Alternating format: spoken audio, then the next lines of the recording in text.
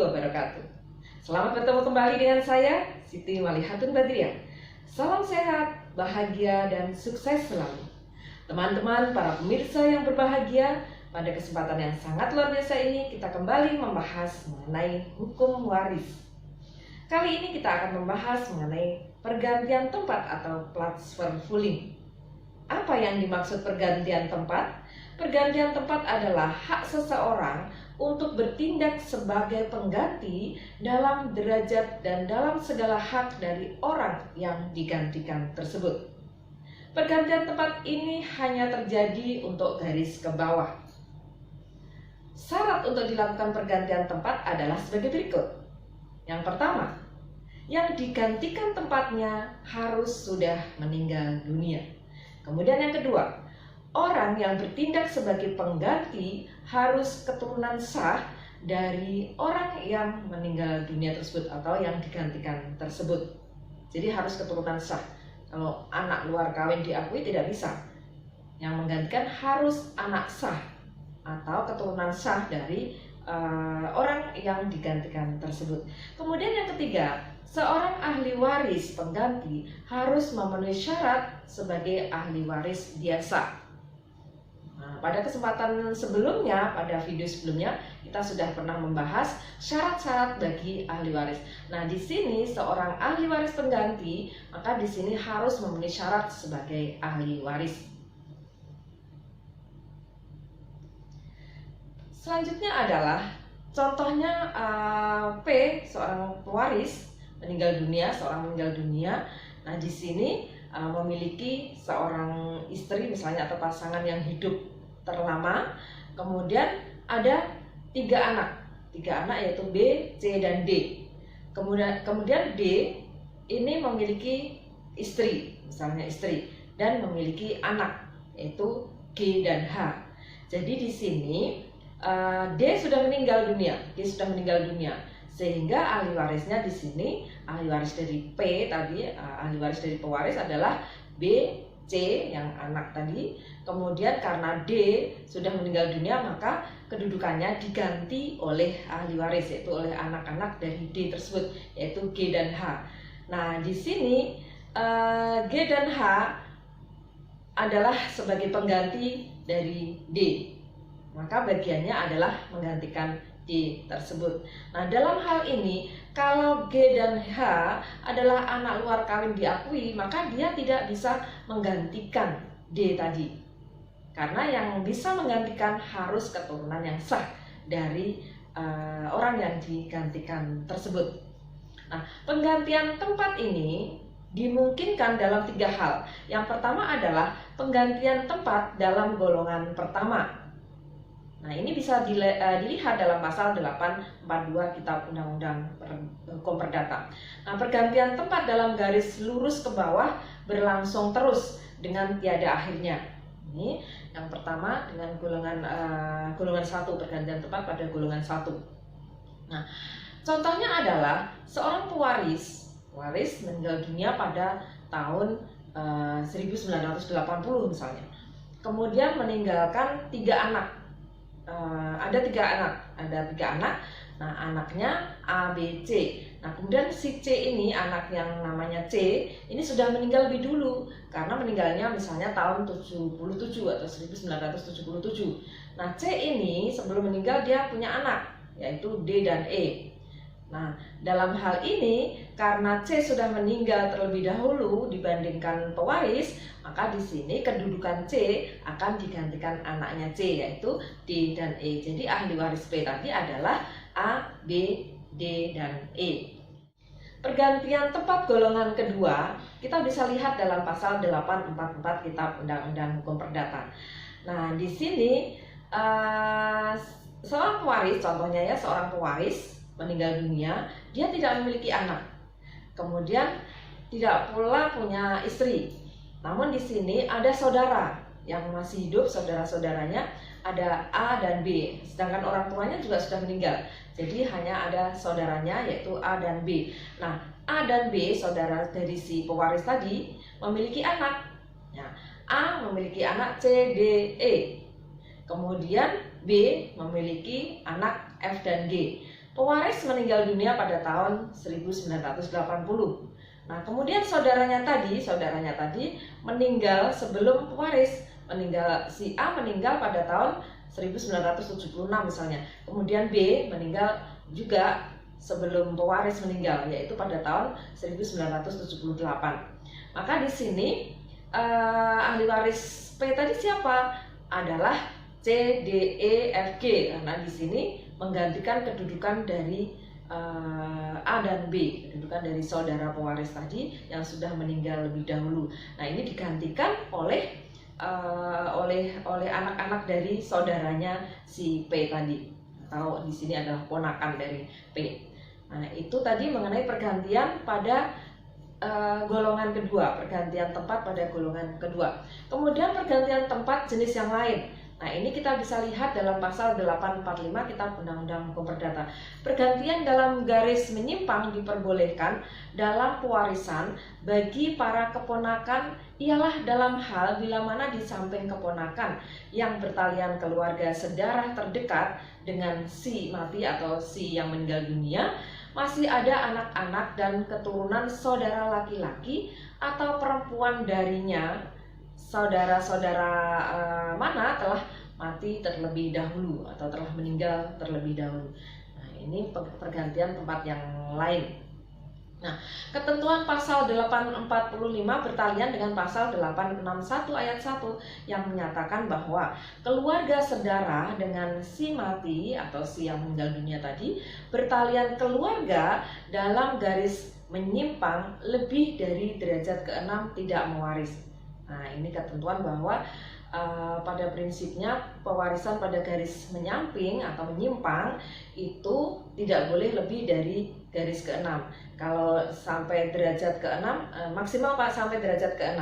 Nah, selebihnya tidak mendapatkan warisan di sini karena sampai derajat ke-6 kalau untuk keluarga yang dalam garis menyimpang atau menyamping. Namun demikian, dalam hal ini kalau ada garis ke-6 yang bisa menarik dari lebih dari garis 6 atau derajat ke-6, maka ini bisa dilakukan. Nah, pasal 845 ini merupakan pengecualian terhadap batas bahwa mewaris dalam garis menyimpang itu adalah maksimal pada derajat ke-6. Nah, ini pasal 845 adalah merupakan pengecualiannya. Contohnya adalah misalnya P meninggal dunia.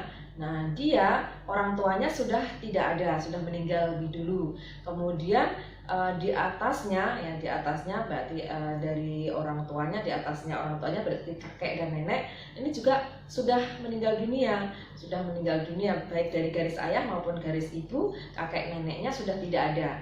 Nah, kemudian di sini dia orang tua pewaris tadi memiliki saudara dalam garis berarti kalau dihitung dari P tadi 1, 2 kan orang tua. Nah, P itu 1, kemudian derajat 1, kemudian orang tua derajat 2, kemudian orang tuanya orang tua itu adalah derajat ketiga, kemudian menyamping itu ke paman atau bibinya.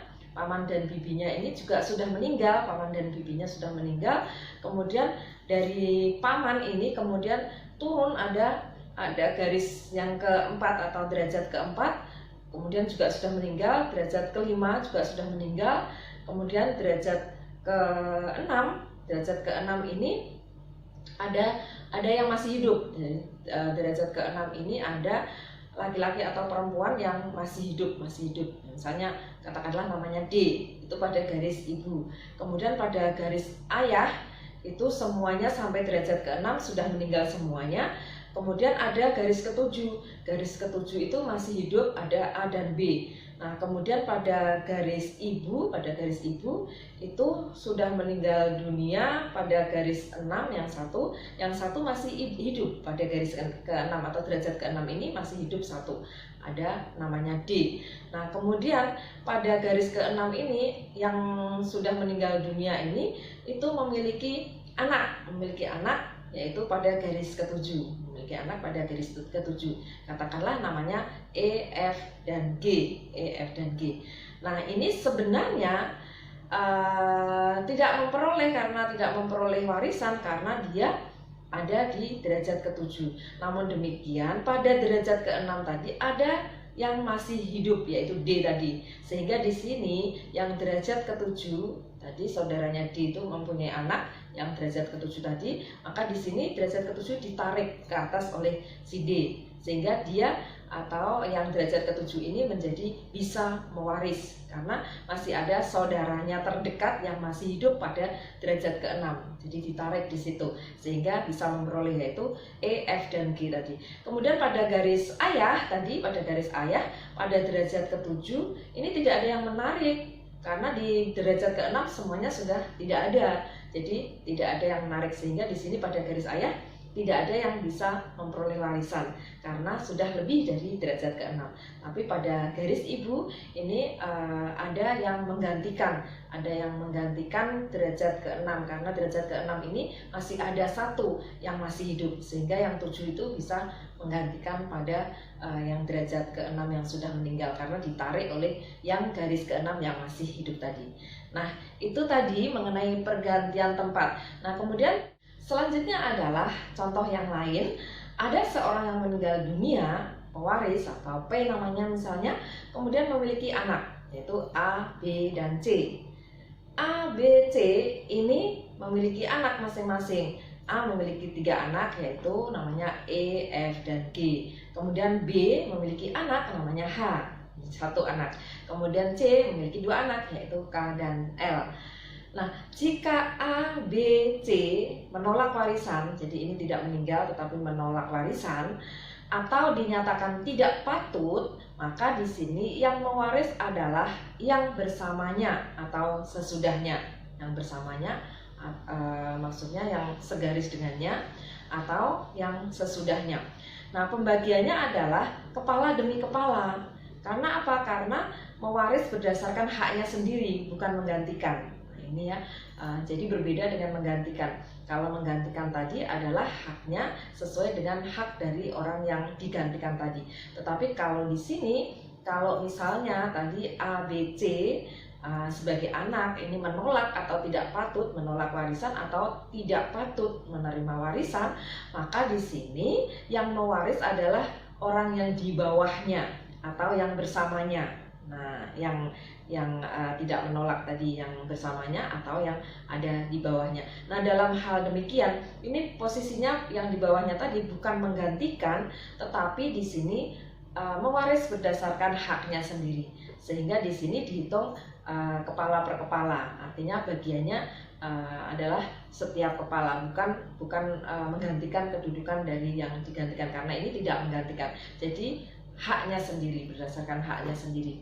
Nah, jika A, B, C meninggal semuanya, maka E, F, G, H, K, L itu akan menggantikan tempat. Nah, ini kalau menggantikan tempat. Kalau tadi tidak menggantikan tempat tetapi berdasarkan haknya sendiri. Tetapi kalau misalnya si A, B, C ya anak tadi meninggal dunia semuanya, nah dalam hal ini maka anak-anak dari A, B, C yaitu tadi ada E, F, G, ada H, ada K, L, ini adalah menggantikan tempat dari orang tuanya tadi. Maka bagiannya adalah pancang demi pancang, bukan perorangan, bukan per kepala karena bukan haknya sendiri tapi menggantikan. Maka di sini dilihat pancang demi pancang, artinya bahwa haknya itu sesuai dari haknya orang yang digantikan. Misalnya pada pada garis A atau pancang A tadi memiliki 3 anak, maka dia memperoleh, karena anaknya tadi anak dari pewaris ada 3 tetapi sudah meninggal dunia semuanya, 3 ada A, B, C, maka di sini dihitung pancang demi pancang, artinya karena 3 tadi dibagi menjadi 3 ya, artinya dibagi menjadi 3, setiap pancang mendapatkan sepertiga, sepertiga, sepertiga, sehingga pada garis A, pancang A, nah ini yang menggantikan akan memperoleh sepertiga. Jadi sepertiga dibagi 3, sepertiga dibagi 3, artinya sepertiga kali sepertiga. Berarti masing-masing pada pancang A adalah memperoleh 1/9. Nah, kemudian pada pancang B, jadi yang menggantikan adalah anaknya B tadi hanya 1, maka dia memperoleh bagian 1/3 karena ini dia sendiri, tidak dibagi dengan saudara-saudaranya. Nah, kemudian pada pancang C ini ada 2 bersaudara. Jadi anaknya C ada 2, maka di sini dari pancang C 1/3 dibagi 2 karena ada 2. Nah, 1/3 bagi 2 berarti 1/3 kali setengah, sehingga masing-masing memperoleh 1/6. Nah, jadi pembagian keseluruhannya adalah E mendapatkan 1/9, F mendapatkan 1/9, G mendapatkan 1/9, dan H mendapatkan 1/3, sedangkan K mendapatkan 1/6, dan L 1/6. Sehingga kalau ditotal semuanya akan menjadi 1 dari keseluruhan harta tadi. Nah, itulah tadi apa yang bisa saya sampaikan mengenai pergantian tempat atau transferpooling. Demikian apa yang bisa saya sampaikan. Terima kasih atas perhatian teman-teman semuanya, para pemirsa semuanya, dan mohon maaf apabila ada kekurangan dalam penyampaian saya, dan sampai bertemu kembali pada kesempatan mendatang. Terima kasih. Wassalamualaikum warahmatullahi wabarakatuh.